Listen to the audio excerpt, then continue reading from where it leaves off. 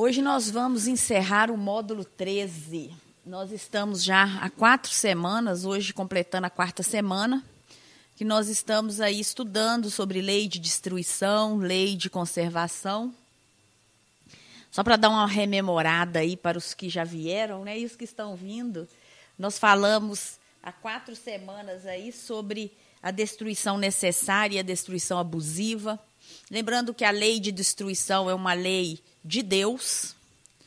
A lei de destruição de Deus, ela vem para transformar, para trazer novas modificações, novas possibilidades, oportunidades, inclusive para as nossas vidas. Quando a gente fala em destruição, e nós falamos bastante aqui em estudos anteriores, nós falamos principalmente em destruir velhos hábitos que não nos auxiliam em nada, né? Nós falamos em destruir situações que sempre promovem para nós prejuízos e recomeçar sempre. A ideia do Espiritismo é destruir os velhos hábitos e propor o recomeço a qualquer momento. Todos nós somos convidados a reiniciar o tempo todo, começarmos uma caminhada mais segura, começarmos alguma coisa mais consciente. E aí nós falamos que dessa importância da destruição, da lei de destruição para a continuidade da humanidade, para a conservação, que a lei de conservação também é uma lei de Deus. E tudo o que nos move, e foi um tema que nós fizemos no roteiro 2, que foi a questão do instinto, do roteiro 3, instinto e inteligência, e nós falamos muito a respeito do instinto nos seres e a forma como ele vai se desenvolvendo até que chegue na inteligência. E à medida que vamos avançando, vamos também evoluindo moralmente. Como é importante isso. Mas nos primeiros momentos, o instinto nosso é o instinto de conservação. É aquele que nos mantém vivo, aqueles que permitem que a raça humana não acabe.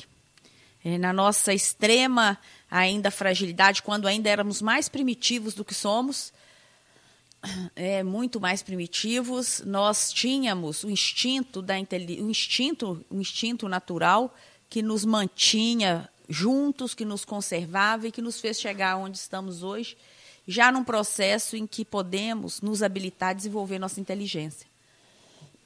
Hoje nós vamos tratar sobre o tema o necessário e o supérfluo, ainda dentro dessa matéria geral, que é a lei de conservação e a lei de destruição. Além disso, podem avançar mais ainda, né, estudando a bibliografia que a doutrina indica, os livros básicos da doutrina, que são extremamente importantes para quem deseja conhecer o Espiritismo.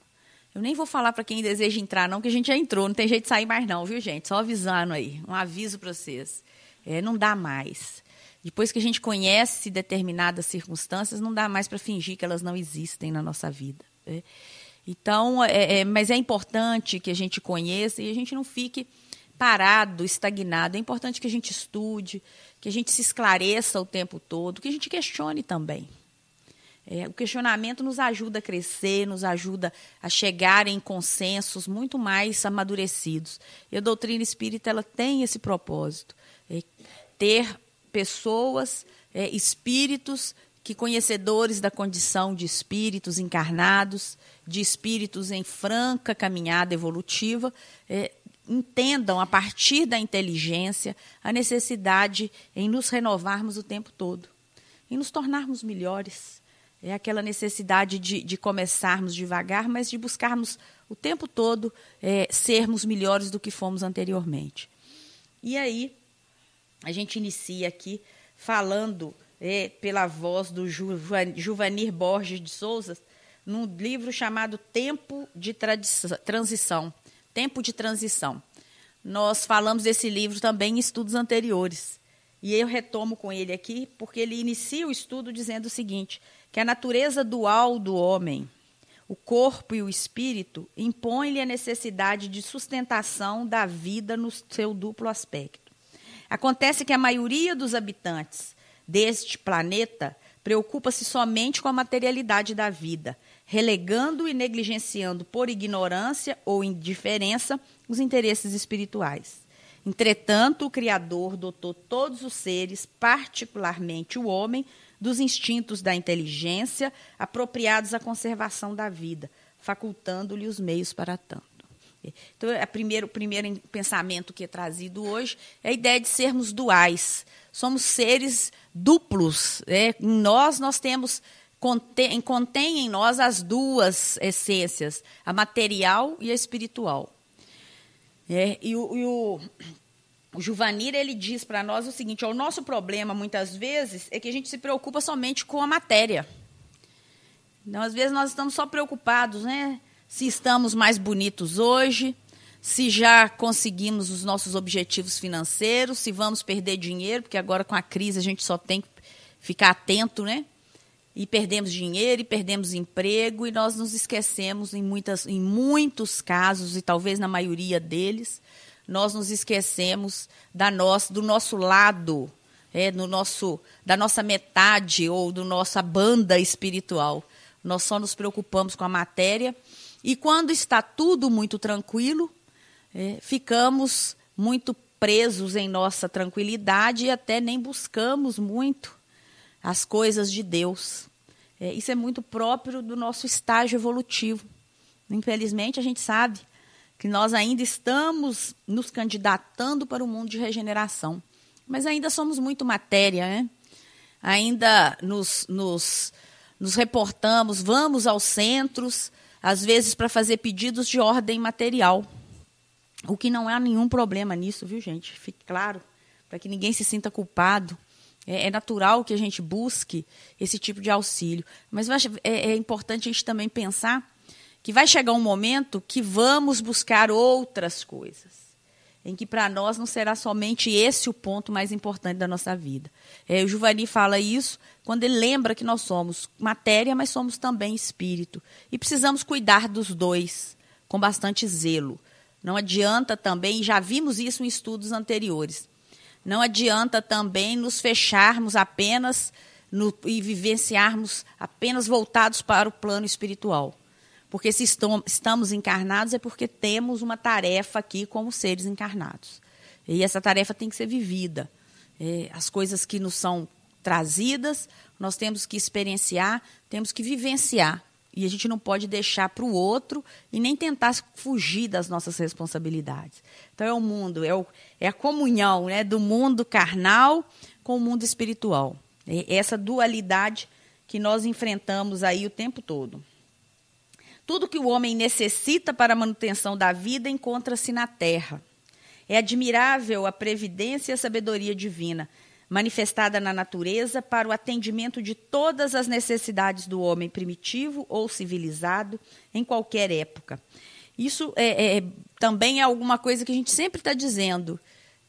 Todas as coisas que necessitamos, até as coisas que ainda não sabemos que necessitamos, elas estão já entre nós. Tudo isso é concedido por Deus.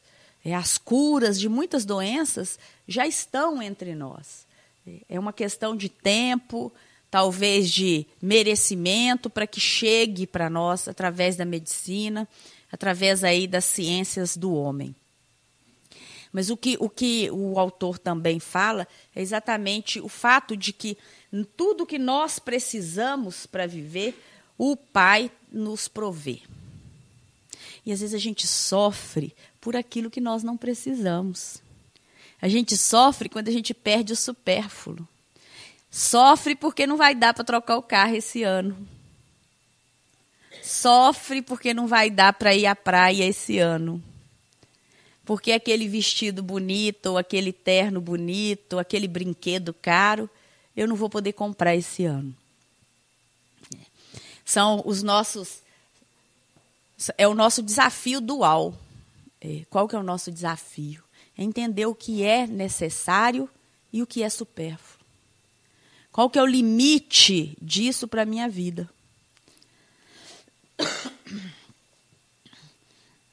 É para a gente começar a refletir, né? Para começar a refletir. Porque, às vezes, coisas pequenas e que nos tornam até agressivos quando não alcançamos. E é preciso que a gente faça perguntas muito simples. Nós estamos precisando realmente? É algo que não vamos sobreviver sem isso? Porque se nós pensarmos que Deus é justo e misericordioso, e pensarmos que Ele não vai nos deixar órfãos em momento nenhum, nós vamos compreender que todas as nossas dificuldades vão ser atendidas. Mas que às vezes Ele não vai atender os nossos desejos infantis, as nossas pirraças, Ele às vezes não vai atender.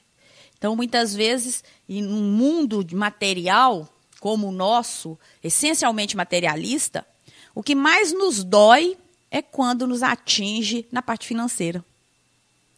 É quando somos privados de termos algum conforto, de termos alguma circunstância. Mas isso quando estamos bem de saúde, né, gente? Porque quando vem também a doença, é Deus nos dizendo e nos dando aí toda a oportunidade de revermos a nossa condição, de revermos as nossas posturas no mundo. Porque existem outras dores que são mais delicadas, que precisam ser superadas por nós, que precisam ser vencidas por nós. A gente não pode cristalizar no problema, não. E saber limitar o que eu preciso e o que eu não preciso é um desafio para o espírito encarnado.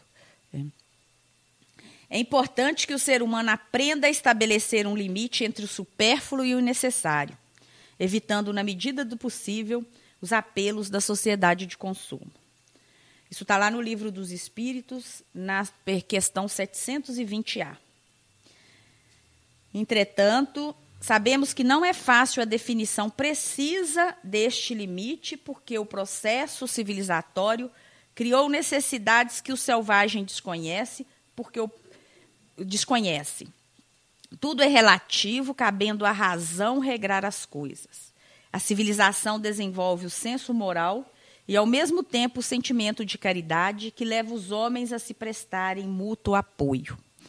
E aí, também é alguma coisa assim que não determina. É a doutrina espírita chamando os espíritas e espíritos à responsabilidade. O que é necessário para a minha vida? E o que é supérfluo? Quem é que vai delimitar isso, essa divisão? Quem vai estabelecer esses limites aí para que você haja racionalmente? Em muitos, e na grande maioria dos casos, nós não temos como precisar isso, como dizer o que é necessário e o que é supérfluo. Por exemplo, para o homem do campo, possuir um carro pode ser supérfluo. Porque ele está lá na sua rocinha, cuidando das suas coisas, talvez precise só de vez em quando buscar algumas coisas na cidade. Mas para o homem da cidade, que trabalha distante, que anda correndo contra o relógio o tempo todo, um carro muitas vezes se torna objeto necessário. E aí, se a gente fosse enumerar os diversos aparatos que a modernidade, que a civilização nos traz, nós poderíamos trazer assim, ficar a noite toda pensando em alguma coisa que para um grupo talvez não seja tão necessário, para o outro grupo já é necessário, essencialmente necessário. Quem é que estabelece isso? Quem estabelece isso é o próprio espírito. Principalmente à medida em que o espírito vai avançando. Porque ao mesmo tempo que Deus nos permite avançar em inteligência, Ele também nos permite avançar em caridade, em fraternidade. Ele nos convida o tempo todo a sermos fraternos, a sermos mais amáveis, a querermos auxiliar o outro. E isso nos faz desenvolver um outro ponto que é muito importante para a doutrina, que é a nossa moral, a moral cristã. É o desenvolvimento que vai fazer com que um dia nós nos tornemos homens de bem. Vai fazer com que nossos defeitos sejam superados pelas nossas virtudes. Que as nossas dificuldades não sejam tão excessivas para nós e que a gente tenha a capacidade de buscar auxílio e, principalmente, buscar auxílio auxiliando o outro. Porque uma coisa é quando nos colocamos numa condição de vítimas, de sofredores. É claro, gente, que todos nós queremos colo. todos nós, em vários momentos, estamos fragilizados e necessitamos de um acalanto, de um carinho, de um abraço. Muitas vezes tem questionamentos, não é assim? Isso faz parte da nossa própria natureza. Somos seres que vivemos agregados aos outros e necessitamos disso. Mas nós não podemos tornar isso a nossa condição. Nós não podemos permanecer, cristalizar esse processo. É preciso que a gente também, ao ser abraçado, também abrace o outro. Ao ser cuidado, ao ser consolado, que a gente também tenha a capacidade de consolar o outro. Lá no Sermão da Montanha a gente já escutou isso, né? Bem-aventurados os que choram, porque serão consolados, não é assim? Bem-aventurados os que choram, porque serão consolados. E é preciso, em vários momentos da vida, a vida nos presenteia com circunstâncias que nos fazem chorar muito, que nos fazem trabalhar muito, que nos fazem lutar muito para que elas sejam vencidas. Esse é o propósito da doutrina, é o propósito da evolução do espírito. A gente não pode desanimar. Nós temos sempre que acreditar que se hoje não foi como você queria, vamos confiar que amanhã pode ser melhor. E principalmente, valorizar cada momento. É preciso que a gente aprenda a valorizar os momentos menores, os momentos que são necessários para a nossa vida. Porque muitas vezes, quando está tudo bem, a gente só valoriza os momentos supérfluos, né? E a gente precisa começar a valorizar, às vezes, aquele momento único, assim, quando você tem uma conversinha, às vezes, de 5, 10 minutos, com a sua mãe velhinha, com o seu pai velhinho, que já está até caducando. Já não está falando muito bem o que quer falar, já conversa umas coisas assim repetidas, mas que você escuta, conversa de novo. E a gente passa a valorizar principalmente os momentos que a gente vivencia com os filhos da gente, os momentos em que a gente vive o carinho, o amor e a plenitude. Esses momentos passam a ser tesouros muito preciosos para os nossos corações. Esses momentos são necessários para nós. E às vezes esses momentos descartam quaisquer outros momentos aí de prazer apenas material. Então, esse limite aí entre o que é necessário e o que é possível, o que é supérfluo, esse limite deve ser estabelecido pelo próprio espírito a partir da sua consciência de mundo, da sua consciência de estar no mundo e por que estar no mundo. A civilização, então, ela desenvolve o senso moral, mas, ao mesmo tempo, ela também nos pede que sejamos caridosos. Desta tem apenas o verniz, como muitos, que na religião só tem a máscara. Compreendemos que é natural o desejo de estar bem. Deus só proíbe o abuso, por ser contrário à conservação. Ele não condena a procura do bem-estar, desde que não seja conseguido à custa de outrem, e não venha a diminuir-vos nem as forças físicas, nem as forças morais. Essa frasezinha aqui, lá do Livro dos Espíritos, da questão 720A, ela daria para a gente fazer até uma reunião só sobre isso.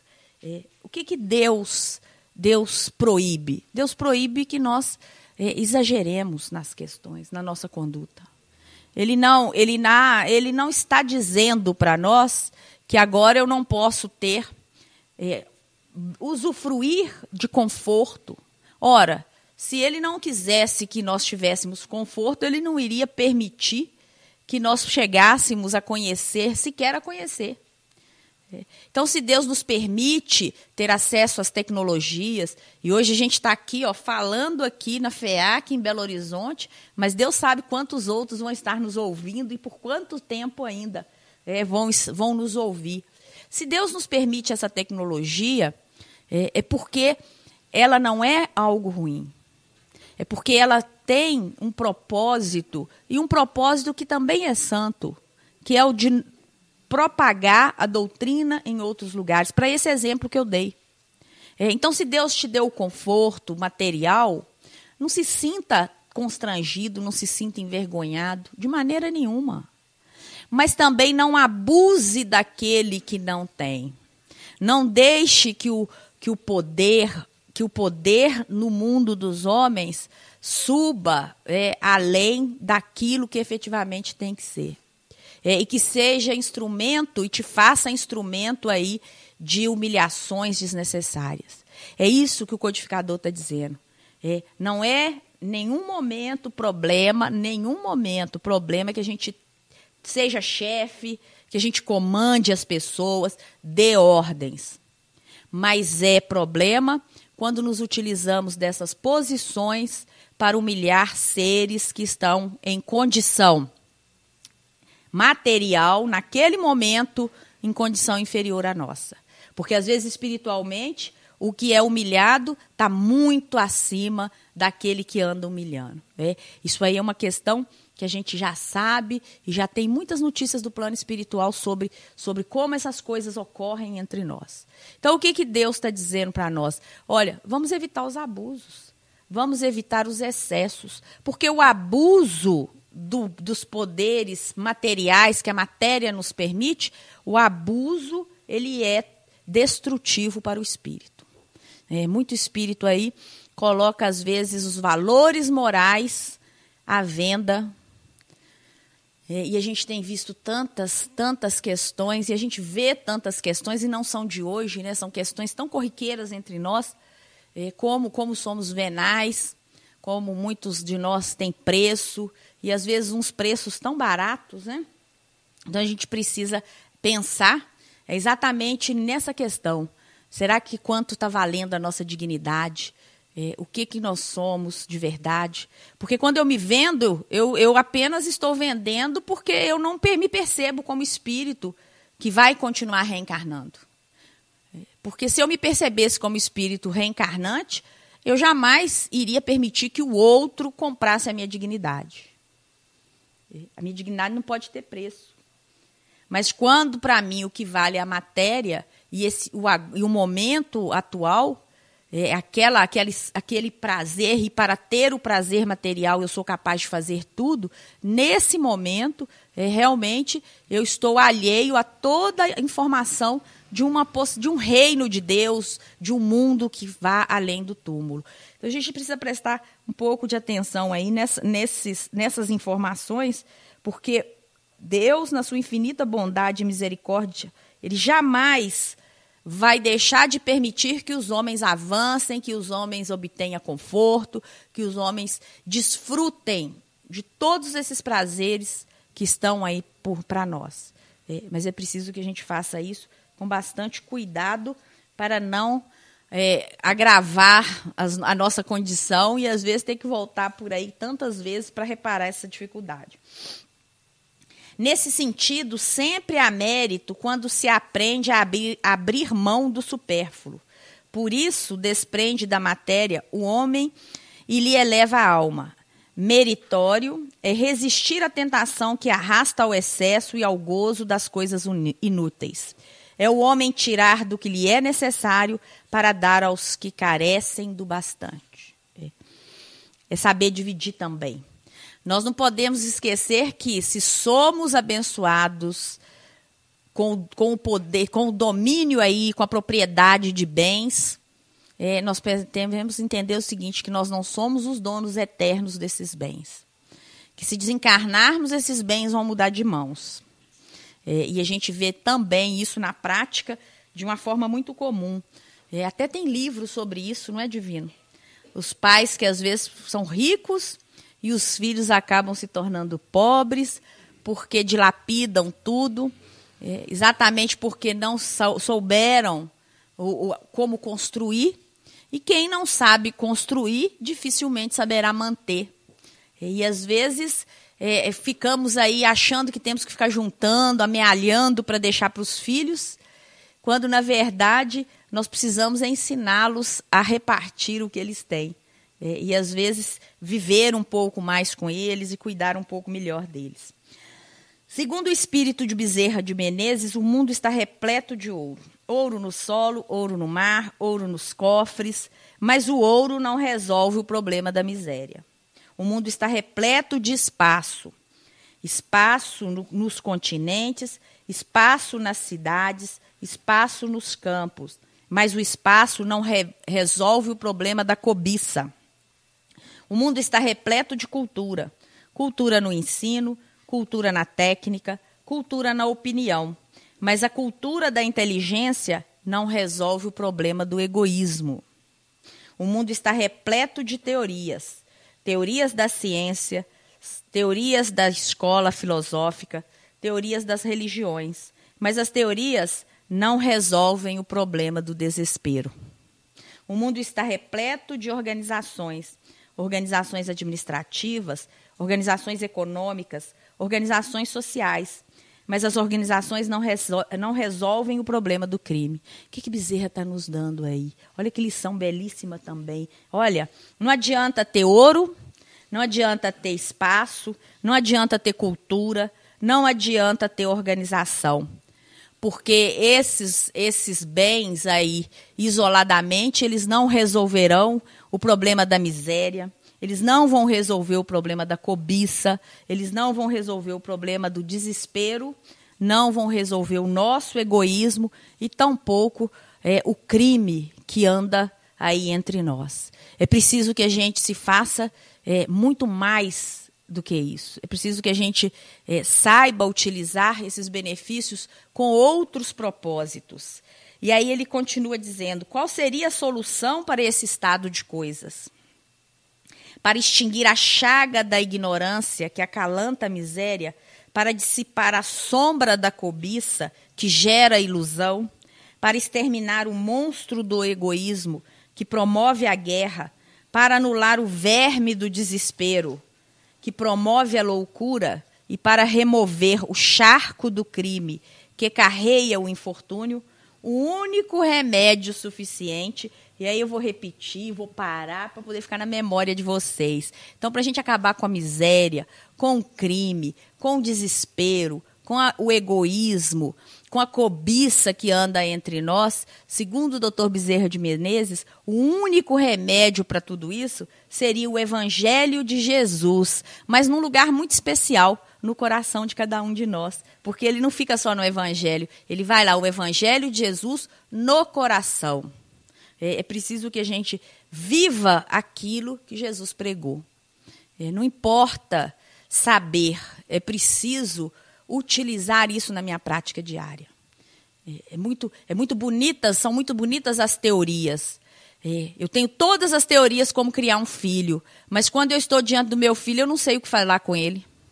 Ou quando ele se nega a me obedecer por alguma circunstância, a teoria não fala por mim.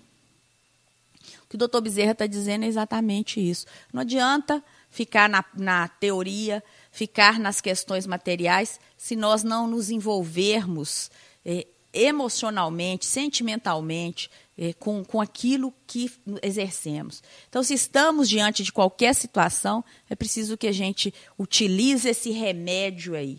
Isso não significa sair por aí igual um beato no meio da rua, não, que eu sei que todo mundo tem que trabalhar e trabalhem, porque vocês têm conta para pagar no final do mês, tem filho para criar, gente para alimentar, não é assim?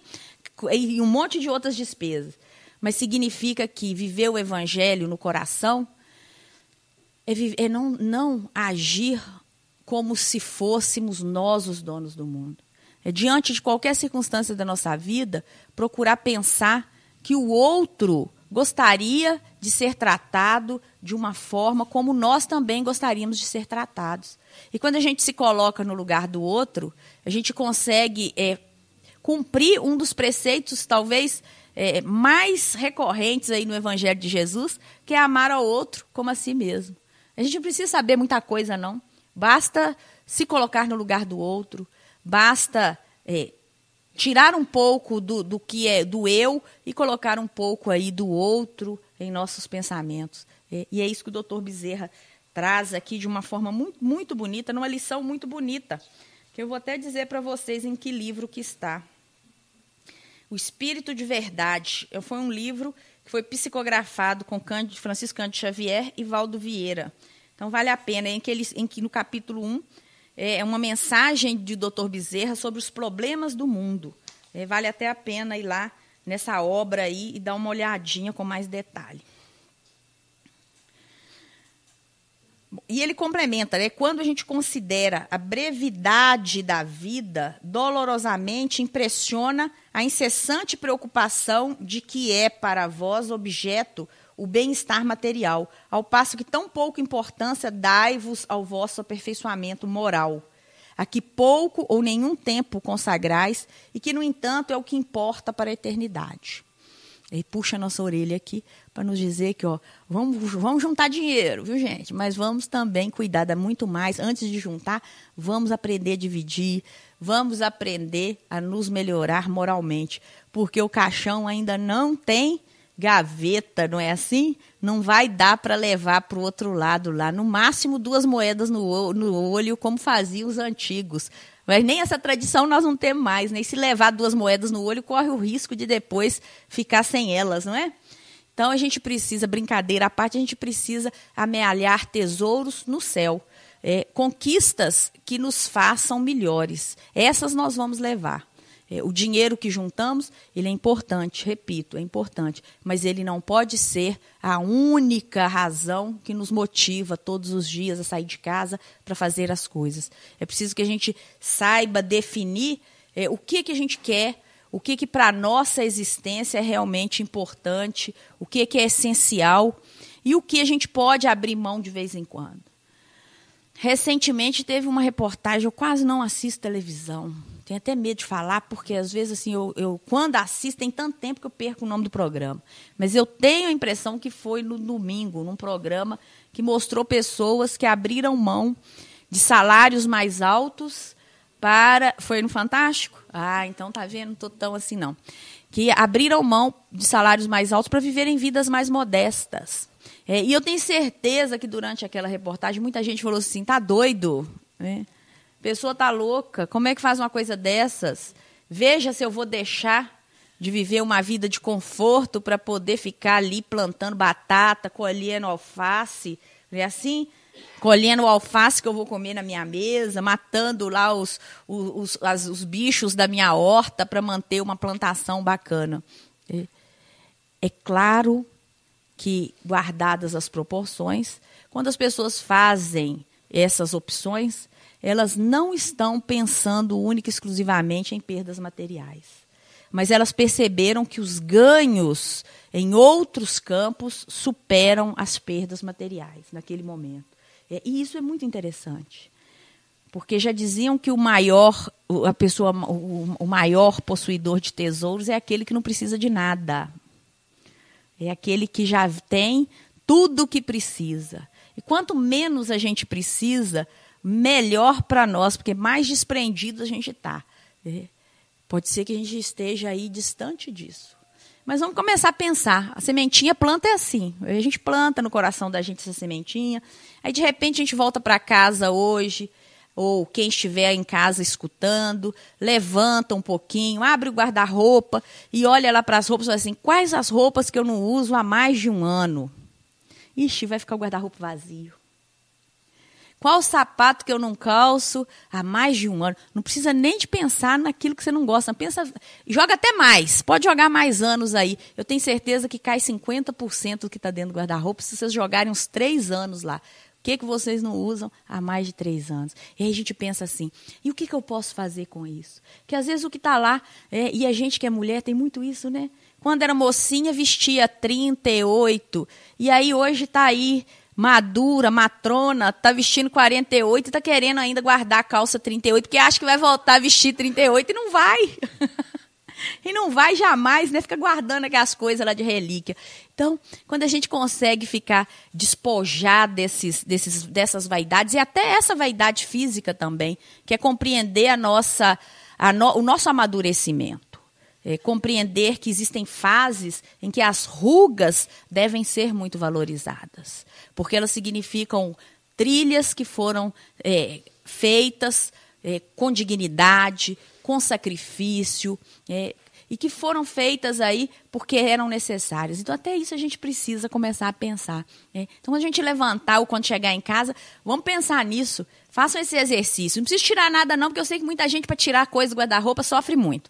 Mas pensa, imagine se você estiver tirando. Se tiver coragem para tirar, melhor ainda. E aí vocês vão encontrar tanta gente que não tem os 30, os 40 pares de sapato, mas tem às vezes um ou nenhum, estão com os pés descalços aí, agora que o frio vai chegar, que vão ficar tão felizes. E aquele sapato que você está esperando voltar à moda, e quando a moda voltar, você não vai usar, porque vai vir de forma diferente, né? Vem customizada, aí eles mudam tudo, porque eles precisam ganhar dinheiro. Então, a gente precisa rever isso. Isso é um exercício, até para saber o que eu preciso, o que eu não preciso. Olha lá na estante, aquele livro, sabe aquele livro que tem 10 anos que você olha para ele e acha que vai ler? E não vai ler. Não vai. Desfaz dele, dá para alguém que queira ler de verdade, que tenha tempo para ler. Aqueles objetos que ficam entulhando a vida da gente. Então, essas escolhas aí, elas são bastante interessantes, e nesses momentos a gente precisa exercitar aí o nosso desprendimento, né? Bom, tem uma fala aqui também, que é uma fala de Jesus, né?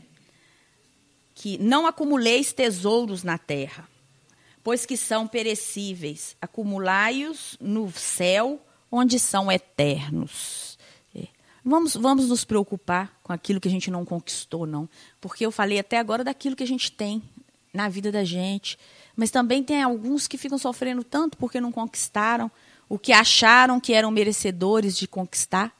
É preciso que a gente tenha muita serenidade para perceber que muitas vezes é muito mais bênção não receber do que receber em excesso. Às vezes a gente não está preparado para lidar com determinadas circunstâncias. E a misericórdia de Deus, ela às vezes nos priva de determinadas situações, porque Ele sabe que se a gente for obter aqueles ganhos materiais, nós vamos acabar caindo em algum momento.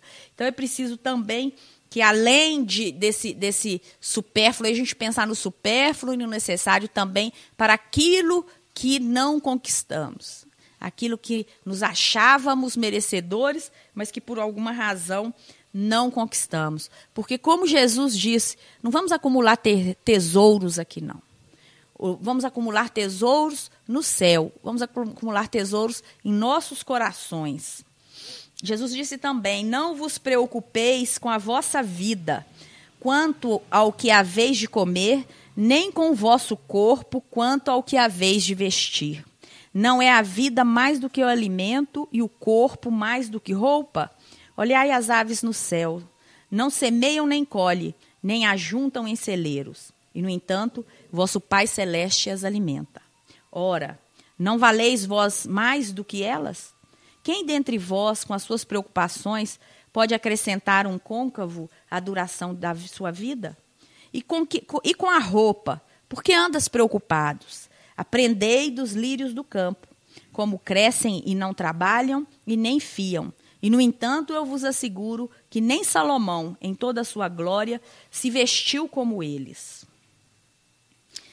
Se Deus veste assim a erva do campo, que existe hoje e amanhã será lançada ao forno, não fará ele mais por vós, homens fracos na fé. Por isso, não andeis preocupados, dizendo, que iremos comer, ou que iremos beber, ou que iremos vestir. De fato, são os gentios que estão à procura de tudo. O vosso Pai Celestial sabe que tendes necessidade de todas as coisas. Buscai primeiro o reino de Deus e sua justiça, e todas essas coisas vos serão acrescentadas. Não vos preocupeis, portanto, com o dia de amanhã, pois o dia de amanhã se preocupará consigo mesmo. A cada dia basta o seu mal. Nem precisa falar mais nada, né? Fechamos com chave de ouro, para nos dizer exatamente, não vamos preocupar não. Entrega a sua dor, entrega o seu sofrimento, entrega a sua angústia, porque Deus, mais do que ninguém, conhece os nossos corações. E às vezes a gente precisa de deixar nos pés dele, não é assim? Bem-aventurados os que choram, porque serão consolados. Tem um pouco desse propósito aí. Vamos deixar para ele, porque é ele que vai nos prover. Então não adianta nada ficar aí ansiosos antes da hora, preocupados antes da hora, sofrendo. Porque, como ele mesmo disse, ora, se ele veste os lírios do campo, se alimenta as aves, por que ele não vai fazer isso conosco, que somos seus filhos? Precisamos ter mais fé. Então, se as coisas não estão andando bem, deposita um pouco disso nas mãos dele e vamos ter mais fé. Amanhã pode ser que a gente tenha um dia melhor do que o de hoje. E aí a gente caminha para finalizar nossos estudos. O estudo ainda vai mais além, comentando aqui essas orientações de Jesus, em que o grande problema do ser humano, no que diz respeito à preocupação com o acúmulo de bens, é a insegurança. E a gente vai ter muito mesmo isso, é muita a insegurança. Por que a gente está acumulando às vezes? Porque quer deixar algum conforto para alguns que amamos e outras coisas. A lição está dizendo assim, vamos dar para cada dia o seu mal, né? Deixa que a gente vença um dragão ou um leão, eu não sei o que bicho que a gente anda lutando contra ele aí, não. Ou um gatinho a cada dia. Vamos viver cada dificuldade na hora que ela se apresenta. Significa, vamos viver agora, porque agora que é a nossa realidade. E vamos deixar que as dificuldades se resolvam ou que venham dentro do seu grau. Senão a gente acaba cristalizando muita confusão antes da hora. Para viver a mensagem evangélica, é preciso aproveitar a bênção do tempo, valorizando as oportunidades que chegam. A cada dia, explica o mestre, bastam seus males. Quem se preocupa muito com o futuro, compromete o presente. Hoje é a nossa oportunidade mais autêntica de aprender e trabalhar, servir e edificar. E aí, só para finalizar, tem uma fala que é também do livro Espírito de Verdade, que é uma lição de André Luiz, em que ele nos chama atenção para duas coisas. Primeiro, para a gente não converter o nosso lar em um museu. Então, quando chegar em casa, ou quem está em casa, olha bem, hein? Deve ter roupa lá que tem 50 anos que está lá guardada, e não vai usar, não. Não entre nessa confusão. Segundo, que a verdadeira morte começa na estagnação. Isso ainda é mais grave, é estar morto-vivo. A verdadeira morte, ela começa quando nós não agimos, quando nós não servimos, quando nós perdemos a nossa utilidade no mundo. E só para a gente encerrar, ele diz o seguinte: transforme em patrimônio alheio os livros empoeirados que você não consulta, endereçando-os ao leitor sem recursos. Examine a bolsa, dando um pouco mais do que simples compromissos da fraternidade, mostrando gratidão pelos acréscimos da divina misericórdia.